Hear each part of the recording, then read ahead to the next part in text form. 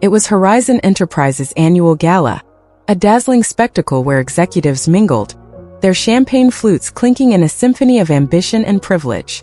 Emily Watson stood beside her husband, Thomas Watson, in a sapphire gown he'd handpicked, insisting it was perfect for the corporate crowd. Thomas, with his commanding presence, tailored suit, and easy grin, was the room's gravitational center, drawing laughter and nods from colleagues. Raising his glass, he announced, "Meet Emily, my incredible wife who keeps our home warm, my dinners hot, and my life running smoothly." The crowd chuckled, some raising their glasses in approval, but Emily's heart sank like a stone. Her cheeks burned with humiliation, and she fixed her gaze on the floor, wishing she could vanish into the shadows. His words stripped away the 18 years she'd spent crafting the strategies that fueled his meteoric rise, reducing her to a domestic caricature in front of the very people she'd worked to impress. But then the CEO, Charles Bennett, stepped forward, his presence silencing the murmurs like a conductor halting an orchestra. He placed a firm hand on Emily's shoulder and declared, "We're thrilled to introduce Emily Watson as our new Director of Global Strategy." The room froze.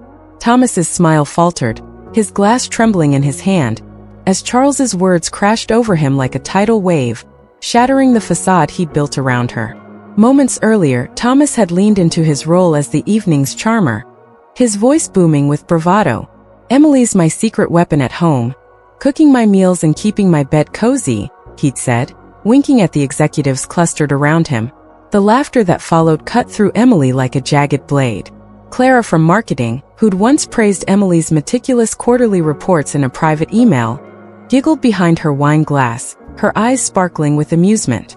Emily's fingers tightened around her wedding ring, the metal digging into her skin like a shackle, a stark reminder of her invisibility. For 18 years, she'd been the unseen architect of Thomas's success, writing his presentations, researching his proposals, and transforming his half-baked ideas into multi-million-dollar deals.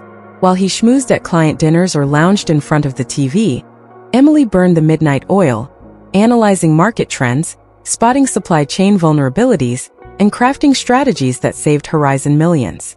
Now, standing in the dress Thomas had deemed appropriate for corporate functions, she felt exposed, her contributions mocked in front of the colleagues whose emails she'd answered, whose reports she'd ghostwritten, whose careers she'd quietly shaped. Thomas pressed on, oblivious to the storm brewing inside her. "She's also a laundry genius. Knows every setting on the washing machine." More laughter rippled through the crowd, each chuckle a fresh wound. But Charles Bennett's expression remained unreadable, his sharp eyes locking onto Emily's from across the room. Their gazes met for a fleeting moment, and a spark of recognition passed between them, as if he saw the truth Thomas couldn't, or wouldn't, acknowledge. The laughter stung like a swarm of bees, but Emily held her composure, her smile brittle as glass about to shatter. A woman from the Shanghai office, elegantly dressed in a crimson gown, leaned in and whispered, "You're so fortunate to have a husband who values the simple things you do." Fortunate? The word tasted like poison, bitter and choking. Emily wasn't fortunate. She was invisible, erased. She wasn't just the woman who cooked Thomas's dinners or folded his shirts. She was the one who'd saved the Keller account last year by spotting a supply chain flaw that could have cost Horizon $4 million. She was the one who'd written the 80-page proposal that secured a major client in Tokyo, though Thomas had claimed the credit with his charming grin and a handshake. "I need some air," she murmured, her voice barely audible over the crowd's chatter. No one noticed as she slipped away, her heels clicking against the marble floor, each step a quiet rebellion against the role she'd been forced into. At the bar, a young bartender named Mia, with kind eyes and a quick smile, poured her a glass of champagne without asking. "Rough night?" Mia asked softly, her voice laced with empathy. Emily nodded, her throat tight with unshed tears. "Something like that." The champagne was flat, mirroring the dull ache in her chest, the sense that her life had been watered down to nothing, diluted by years of silent sacrifice. Then Charles Bennett appeared beside her, his presence steady and commanding, his voice low and deliberate. "Enjoying the gala, Emily?" She forced a smile, her heart racing like a trapped bird. "It's been eye-opening." He studied her for a moment, his gaze piercing, as if he could see the decades of work she'd poured into Thomas's career, the countless nights spent hunched over spreadsheets while Thomas slept. "I've been meaning to discuss the Grayson proposal with you," he said, his tone measured. "The board was absolutely blown away by your risk analysis. It's truly groundbreaking." Emily's breath caught in her throat. The Grayson proposal was the one she'd spent 3 sleepless weeks perfecting, poring over data while Thomas played golf with clients. He'd presented it as his own, basking in the board's praise while she sat at home, exhausted but proud. "I'm glad it was well received," she managed to say, her voice steady despite the storm raging inside. Charles's eyes didn't waver. "Your strategies were exceptional, innovative, precise, visionary." The board noticed, Emily. He leaned closer, his voice dropping to a conspiratorial whisper. "We're restructuring the company. We need a new leader for our global expansion, and the board is unanimous. You're the one we want." He pressed a business card into her hand, its edges sharp against her palm, like a key to a door she'd forgotten existed. "Call me Monday morning. We have much to discuss about your future." Then he walked away, leaving Emily clutching the card, her heart pounding with an intoxicating mix of fear, exhilaration, and possibility. The rest of the gala passed in a surreal blur. Thomas continued to hold court, introducing Emily to more colleagues as my better half, his tone dripping with condescension, oblivious to the seismic shift that had just occurred. In the taxi ride home, he rambled excitedly about potential investors, his hand resting on her knee in a patronizing pat. "You looked stunning tonight, Em," he said, his voice warm with alcohol-fueled affection. "Thanks for being there to support me." Support. The word echoed like a taunt, bitter and heavy in her mind. The business card in her purse felt like a hidden grenade, its pin already pulled, ready to explode the life she'd known. That night, as Thomas snored beside her, Emily lay awake, staring at the ceiling, her mind racing. For 18 years, she'd been the ghostwriter of his success, crafting his speeches, refining his ideas, and turning his half-formed concepts into corporate triumphs. The humiliation at the gala wasn't just painful. It was a revelation, a mirror held up to their marriage, reflecting a partnership where she did the work, and he claimed the glory. She slipped out of bed, her bare feet silent on the hardwood floor, and retrieved the business card from her purse.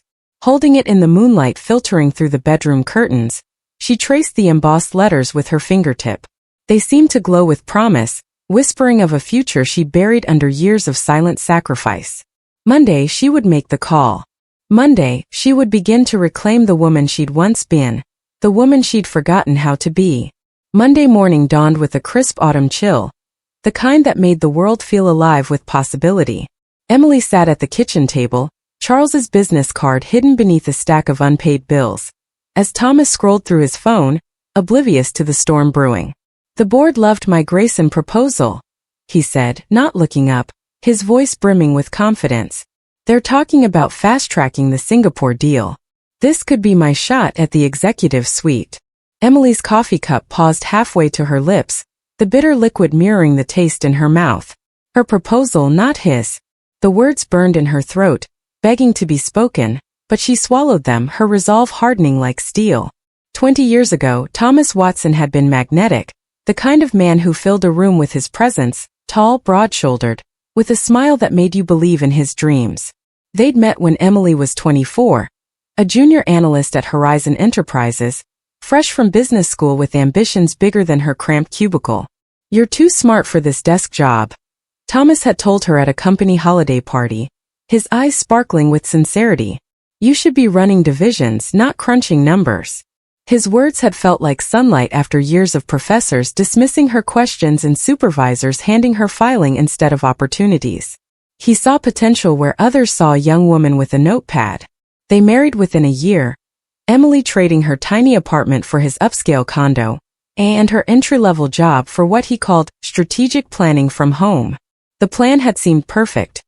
Emily would support Thomas's career, and once he was established, they'd launch her consultancy together. A true partnership. She had the analytical mind, the knack for spotting patterns others missed, while Thomas had the charisma to sell her ideas to clients and boards. Their first collaboration, a market analysis for a major client, landed a 7-figure contract, and they celebrated with champagne, toasting their shared empire. "We're unstoppable together," Thomas had said, pulling her close in their living room. But over time the partnership shifted. Thomas's requests grew into demands. "Can you polish this proposal?" Became, "I need a full competitive analysis by tomorrow." Emily didn't mind at first, thrilled to see her strategies succeed, even if Thomas was the one presenting them. When he landed a promotion to senior manager, she felt proud, as if his success was hers too. When clients praised his visionary insights, she felt accomplished, winning by proxy. But the Tokyo deal changed everything. Nakamura Industries, a Japanese conglomerate, needed a comprehensive strategy for North American expansion, with daunting requirements: a market penetration plan, risk assessments for 15 sectors, and financial projections spanning a decade. Emily threw herself into the project, spending a month researching Japanese business culture, analyzing trade agreements, and modeling scenarios for everything from currency fluctuations to geopolitical risks. Her dining room became a war room, buried under spreadsheets, industry reports, and sticky notes. The night before Thomas's presentation, she handed him a 70-page portfolio, every detail meticulously crafted, color-coded, and cross-referenced. "This is incredible, Em," he'd said, flipping through the pages with awe. "You're a genius." The next evening, Thomas came home with a bottle of vintage wine and news that Nakamura had signed exclusively with Horizon. His bonus was enough for a down payment on their dream house, a sprawling colonial with a wraparound porch. They celebrated, but when Thomas took his team to a fancy steakhouse the following weekend, Emily wasn't invited. When the company newsletter featured a glowing article about his innovative approach to international expansion, her name was nowhere to be found. When Nakamura's CEO personally thanked Thomas for his visionary insights, Emily was washing dishes in their new kitchen, the clink of plates drowning out her silent frustration. She began to notice the pronouns. "My strategy secured the deal. Not our strategy. My analysis identified the market gap. Not the analysis Emily wrote." She tried speaking up once, during a dinner with Thomas's colleague Mark Evans. The conversation turned to the Nakamura success, and Emily, refilling wine glasses, said lightly, "I should start charging Thomas consulting fees for all the research I do." The table went silent. Mark laughed nervously. Thomas's smile tightened, his jaw clenching almost imperceptibly. Later, after Mark left, he cornered her in the kitchen, his voice calm but cold, his eyes glinting with something unfamiliar. "Don't ever embarrass me like that again," he said. "You help with research. I close the deals, manage the clients, build the relationships. Don't confuse support with leadership." The words cut deeper than she expected, planting a seed of doubt that grew over the years, rooting itself in her silence. Years blurred together after that. Emily became fluent in market analysis, an expert in strategic planning, a master at transforming Thomas's vague concepts into profitable realities. But her name never appeared on proposals. Her insights never earned public recognition. Her contributions became background noise in the symphony of Thomas's ascending career. Each promotion he earned was built on foundations she'd poured. Each accolade he received was for work she'd produced. Each step up his corporate ladder pushed her further into the shadows. She told herself it was temporary, that once Thomas reached partner level, he'd have the resources to elevate her too, that their success was shared even if the credit wasn't. But success changed him, or perhaps it revealed who he'd always been. By the time he made senior partner, Emily had become his personal think tank, ghostwriter, and research department all rolled into one. He'd hand her complex challenges like she was an intellectual vending machine, expecting brilliant solutions on demand.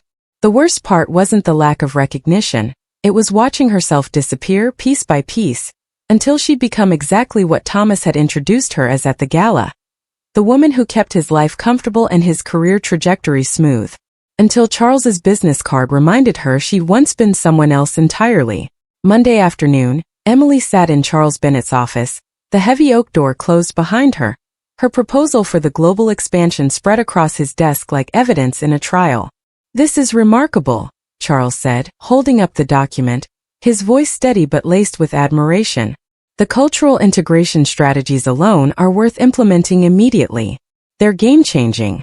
Emily's cheeks flushed, a mix of pride and nerves. "Thank you," she said, her voice calm despite the pulse hammering in her ears. Charles leaned back in his leather chair, his gaze unwavering. The board reviewed 2 proposals for this initiative. Yours was sophisticated, innovative, genuinely transformative. The other, Thomas's, was, to put it diplomatically, disappointing. Emily's breath caught in her throat. 2 proposals. Your husband submitted something this morning that read like a first draft, Charles continued, his tone measured but firm. Buzzwords, platitudes, no substance. But this, he tapped her proposal. This is the work of someone who understands global markets at a fundamental level. He stood and walked to the floor-to-ceiling window, the city skyline stretching endlessly behind him, a canvas of steel and glass. We're not just looking for an expansion strategy, Emily. We're looking for the right person to lead that expansion. Someone with fresh perspective, proven analytical skills, and the vision to take Horizon global. He turned back to her, his eyes steady.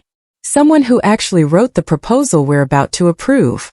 The room seemed to tilt slightly, the air heavy with the weight of his words. Director of Global Strategy, the exact title Thomas had been chasing for 3 years. What are you saying? Emily asked, her voice barely above a whisper. I'm saying we'd like to offer you the position of Director of Global Strategy, effective immediately, Charles said. There's a formal announcement being prepared, but I wanted to speak with you first, privately. He paused, his expression softening. Take the weekend to think it over. But the board meets Monday morning. If you say yes, your first responsibility will be presenting this proposal yourself. Emily walked out of Charles's office carrying a secret heavier than the city skyline, her mind a whirlwind of fear and possibility.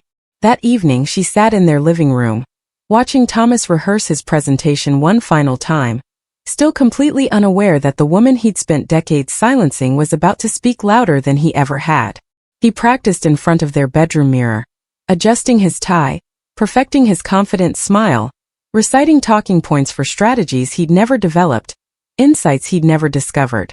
This proposal is going to change everything, he told his reflection, his voice brimming with certainty. The board's going to be blown away. Emily sat on the edge of their bed, her hands folded in her lap, watching the man she'd built a life with, the man who'd built his career on her mind. The irony was so sharp it almost made her laugh. Sunday evening, he finally asked to review the proposal she'd prepared for him. Just email it to me, he said, not looking up from his phone, engrossed in a text conversation with a client. I trust you got everything right.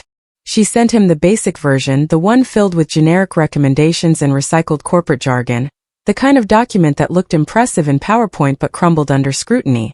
He skimmed it for 10 minutes before closing his laptop. Perfect, he said, his tone dismissive. This is exactly what they want to hear. Monday morning arrived with the crystalline silence that precedes an earthquake. Emily was making breakfast, the scent of coffee filling the kitchen, when Thomas's phone buzzed with a company-wide email notification. He glanced at it absently while buttering his toast, then froze mid-motion, the butter knife clattering against his plate. What the hell is this? His voice carried a tremor she'd never heard before, a crack in his unshakable confidence. He stared at his screen, reading and rereading the message, his face draining of color. It says you've been appointed Director of Global Strategy, he said, looking up at her, confusion creasing his forehead. Emily poured her coffee with steady hands, though her heart was performing gymnastics. Yes, she said, taking a sip, her voice calm as a still lake. I accepted the position Friday afternoon. The silence that followed was so complete she could hear the neighbor's dog barking 3 houses away. Thomas's face cycled through emotions like a broken slideshow. Confusion, disbelief, something approaching panic. Then he laughed, a short, sharp sound that had nothing to do with humor. That's impossible. There must be some mistake. He was already dialing his phone, his fingers fumbling. I'll call Charles and get this sorted out. Charles, it's Thomas, he said, pacing the kitchen, his voice tight. We need to talk about this email. What? No, I'm talking about the announcement. His confidence faltered as Charles's words penetrated his certainty. Yes, I understand she's qualified, but 2 proposals? What do you mean the metadata shows what? His face went pale, the phone trembling in his grip. I need to come in, he said finally. We need to discuss this face to face. He hung up and turned to Emily, staring at her as if she'd grown a second head. "You submitted your own proposal," he said, his voice flat, not a question. "While working on mine." Emily set down her coffee cup, the clink against the saucer loud in the stillness. "Yes," she said. "The version you thought you were submitting was yours, full of buzzwords and recycled ideas. Mine was the one the board chose." Thomas opened his mouth, closed it, then sat heavily in his chair, his shoulders slumping. "How long?" he asked quietly, his voice barely audible. "How long have you been planning this?" The question revealed everything he still didn't understand. He thought this was about revenge, a calculated scheme to undermine him. He couldn't conceive that it might simply be about her stepping into the light she'd been hiding in for decades. "I wasn't planning anything, Thomas," she said, her voice steady but laced with years of unspoken pain. "I was just tired of being invisible." An hour later, Thomas left for the office with the grim determination of a man preparing for battle, his jaw set, his tie slightly askew. Emily knew he'd demand meetings, question the decision-making process, perhaps even suggest her proposal was derivative of his work. She spent the morning cleaning their house with methodical precision, each task a meditation on the seismic shift unfolding in their lives. As she folded Thomas's shirts, she wondered how many times she performed this routine while crafting the strategies that built his career. Her phone rang at 11:30. It was Clara from marketing, her voice bright with excitement. "Emily, I just heard the news. Director of Global Strategy. That's incredible." Emily smiled, her heart warming slightly. "Thank you, Clara. You know," Clara continued, her tone conspiratorial, "I always suspected you were the brains behind Thomas's success. The way you'd quietly correct details at company events, or how you seemed to know more about his projects than he did." She paused, her voice softening. "I'm so glad you're finally getting the recognition you deserve." 3 more calls followed, colleagues congratulating her, some admitting they'd suspected her involvement in Thomas's work for years. Apparently, her invisibility hadn't been as complete as she'd thought. Thomas came home at 4:30, 2 hours earlier than usual, his face gray, his tie loosened like a noose partially undone. He sat at the kitchen table and stared at his hands, his silence heavy. "Well?" Emily asked, her voice gentle but firm. He swallowed hard. "They showed me the submission timestamps. Your proposal was uploaded at 10:30 Friday morning. Mine went in at 8:15 Monday. They ran both through plagiarism software. Yours was entirely original." He paused, his voice breaking. "Mine contained paragraphs from 3 old consulting white papers, strategies you'd used in previous projects." The irony was perfect, a cruel twist of fate. While Emily had crafted genuinely innovative content, Thomas had been recycling her old work without even realizing it. "Charles said the board's been watching our department for months," he continued, his voice barely a whisper. "They noticed inconsistencies between my presentations and my written submissions. They knew." He looked up at her, his eyes raw with vulnerability for the first time in years. "What happens now?" Emily took a deep breath. "I've been reassigned to regional account management, reporting to Mark Evans." Mark, his former junior associate, now his superior. Not fired, the company was too diplomatic for that, but demoted in the most elegant way possible. "The Tokyo project?" she asked. "Yours now," he said, rubbing his forehead. "Along with the team I've been managing for 5 years. Sarah Kim will be your direct report."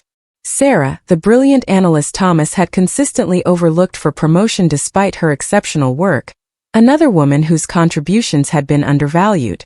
"I'm sorry this is difficult for you," Emily said, and she meant it. Despite everything, she didn't want Thomas to suffer. She just wanted him to understand. "Are you?" he asked, his voice sharp with hurt. "Sorry, I mean." The question hung between them like a fragile bridge, one they both had to decide whether to cross. "I'm sorry you're hurting," she said carefully. "But I'm not sorry I finally spoke up." That evening they ate dinner in silence, the clink of cutlery deafening. Thomas picked at his food while Emily reviewed transition documents Charles had couriered over. Organizational charts, budget allocations, team assignments, the infrastructure of a department she'd been secretly supporting for years. "How does it feel?" Thomas asked suddenly, his voice cutting through the quiet. How does what feel? Having your name on something for once. It was the closest thing to acknowledgement he'd ever given her. Not an apology but a recognition that her contributions had existed all along. Terrifying, she admitted, meeting his eyes. And exhilarating. The next 3 years transformed Emily's life in ways she'd never imagined. She moved to Tokyo to lead Horizon's Asian operations, a role that thrust her into the global spotlight. The Nakamura deal, once Thomas's crowning achievement, became her flagship success, earning her international acclaim and a feature in Forbes Asia. She launched a company-wide mentorship program for women, empowering talents like Sarah Kim, whose marketing campaigns had been claimed by her boss, and Rachel Patel, whose financial models had saved millions but gone uncredited. But Tokyo was a trial by fire.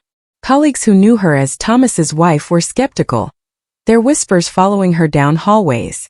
She worked grueling hours, mastering Japanese business etiquette, studying cultural nuances, and building trust with local partners. One night, alone in her sleek Tokyo apartment, she found a faded photo of her and Thomas from their honeymoon, laughing on a Hawaiian beach, their arms wrapped around each other. Tears welled up as she realized their marriage might not survive her rise. She flew back to the U.S. for a weekend to confront him, hoping for reconciliation, a chance to salvage what they'd built. Instead, she found him packing a suitcase, his face drawn. "I need time to process this," he said, his voice hollow. "I don't know who we are anymore."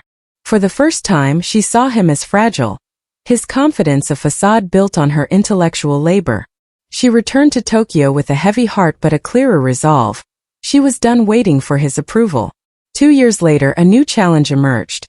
An invitation to deliver a keynote speech at the Global Women's Leadership Summit in Singapore.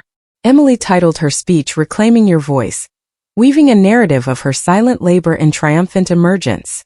She spent weeks crafting it, not because the words were hard to find, but because she wanted to honor the women who'd inspired her. Sarah, Rachel, and others whose brilliance had been overshadowed. Standing before 1,200 women in a packed auditorium, she began with a question. How many of you have had your ideas claimed by someone else? Nearly every hand went up, a ripple of recognition spreading through the room. She shared her story, the late nights crafting proposals, the pain of watching Thomas take credit, the courage it took to step into the spotlight. The audience gave a standing ovation that lasted 4 minutes, many approaching her afterward with tears in their eyes, sharing stories of stolen credit and silenced ambition.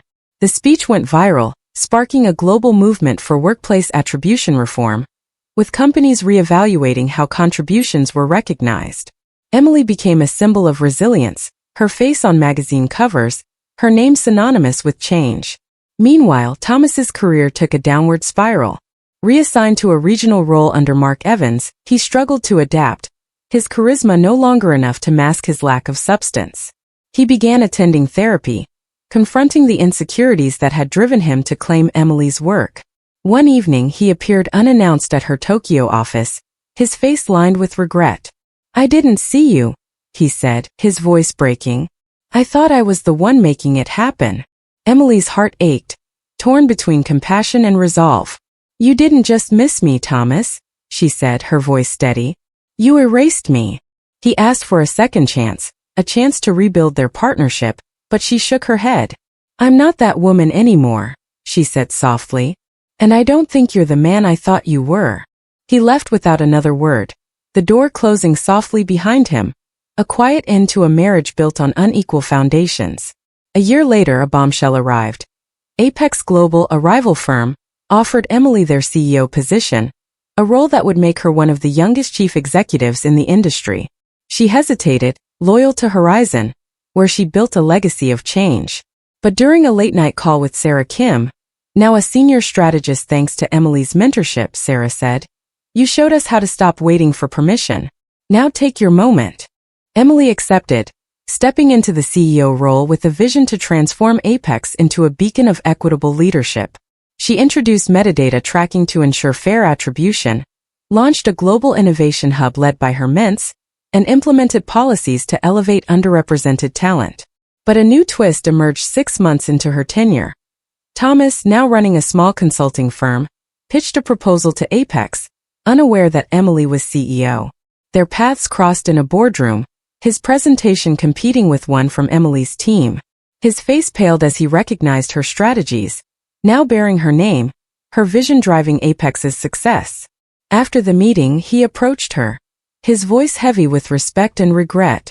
"You're unstoppable," he said, a faint smile breaking through. "I should have seen it sooner." Emily nodded, her heart steady. "I always was," she replied. 3 years later, Emily stood on the balcony of her Apex office, the city skyline sprawling below like a map of her triumphs. She'd received the Global Leadership Award, and her mentorship program had expanded to 50 countries, empowering thousands of women to claim their voices. But another twist was brewing. A whistleblower from Horizon revealed that Thomas's demotion hadn't been the board's only action. They'd launched an internal investigation into past projects, uncovering a pattern of misattributed work across departments. The findings implicated several executives, leading to a company-wide overhaul of attribution practices, inspired by Emily's speech. Horizon reached out, offering her a board seat to guide their reforms. She hesitated, torn between her past and her future at Apex. Late one night, she received a letter from Thomas, now a changed man, his consulting firm modestly successful after years of struggle. "I'm proud of you," he wrote. "I wish I'd seen you sooner. Thank you for showing me who I could be." Emily folded the letter, her heart heavy but free. She wasn't just Thomas's wife, Horizon's director, or Apex's CEO. She was Emily Watson, a revolutionary force who'd turned humiliation into a global movement. As she looked out at the city lights, she knew her story was far from over. Each challenge, each twist, had only made her stronger, and the world was watching. But the story didn't end there. A year later, Emily faced her greatest test yet, a corporate espionage scandal at Apex. An anonymous source leaked sensitive data from her innovation hub, threatening to derail a major partnership with a European conglomerate.